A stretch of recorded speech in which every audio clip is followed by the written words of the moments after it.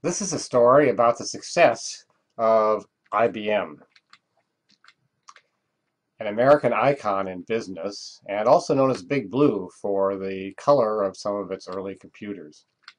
The IBM story, as far as computing is concerned, begins after World War II when UNIVAC held the early lead in computing. Tom Watson, who was the chairman of IBM, convinced a rather unwilling group of managers to move from being a successful typewriter and office products company into computers. And soon after that, IBM dominated the mainframe computer business in the United States and around the world. In 1964, IBM introduced the 360 family of computers, which turned out to be one of the most successful products ever brought to market and cemented its lead in the computer industry. It forced companies like Honeywell, RCA, and GE out of the business. These three companies were all mainframe computer manufacturers.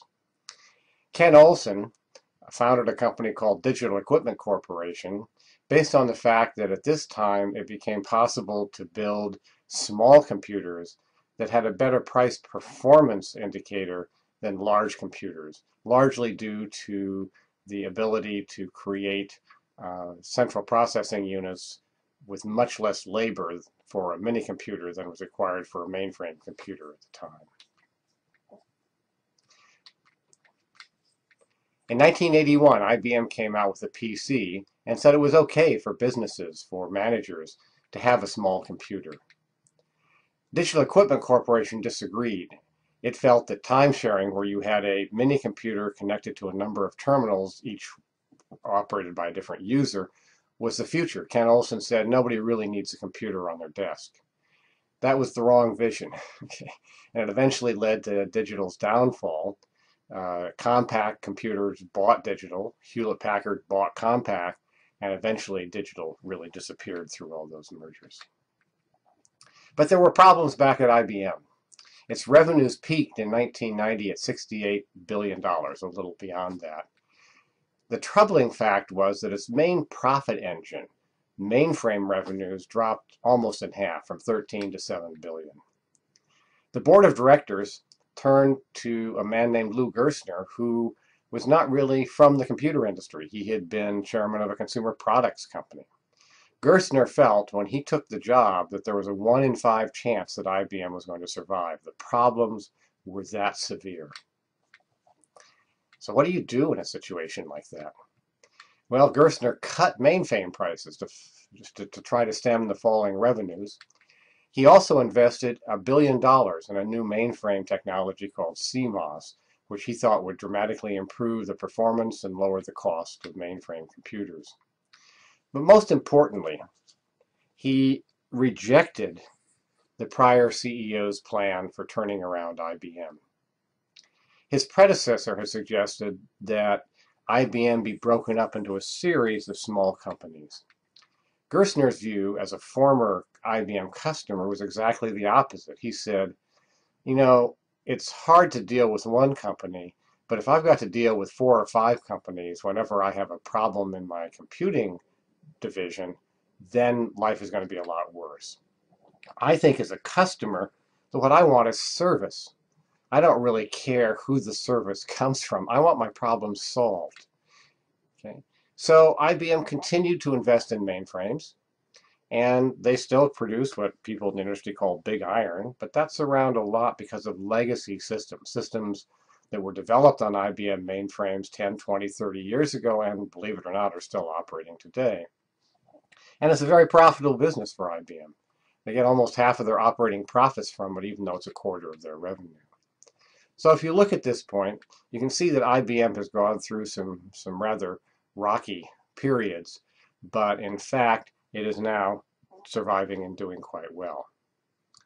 So what do you think the reasons are for their survival? Well, what's the future? Growth markets, business analytics and optimization. Companies, and particularly the internet, are generating huge amounts of data. Zettabytes of data. That's a 1 followed by 21 zeros. It's a little hard to comprehend that large a number. Cloud and smart computing, and a smarter planet. So IBM has a project that they advertise with the city of Rio to use data and intelligence to better manage the city. And they're trying to apply this around the world. So they've picked up on themes that are important to all of us. Gerstner's strategy turned out to be a success. In fact, I enjoy his book. You can probably still find it around on Amazon. It's called Who Says Elephants Can't Learn to Dance? And it describes the situation at IBM when he came into the company and the actions he took to try to change its direction. So IBM was able to celebrate its 100th birthday in 2011, though in 1990 it wasn't clear that that would happen. What did IBM do? Well, if you think about the survivor model, it successfully morphed its business model. It changed from a focus on mainframes, hardware, and software to service. And it really meant service. Okay? So its service organization could recommend other people's computers. They could recommend that a client buy Hewlett-Packard computers if they turned out to be the best solution. They could recommend software from another vendor. In fact, this led, as you might expect, to a great deal of tension between the different organizations. But services has clearly been the way for IBM to go. Also, I heard from some people who were familiar with the company that one of the things involved in this successful morphing was the fact that managers really emphasized the need to move into service. At all of their meetings and all of their interactions with subordinates, they were able to drive this changed focus, this changed objective through the organization.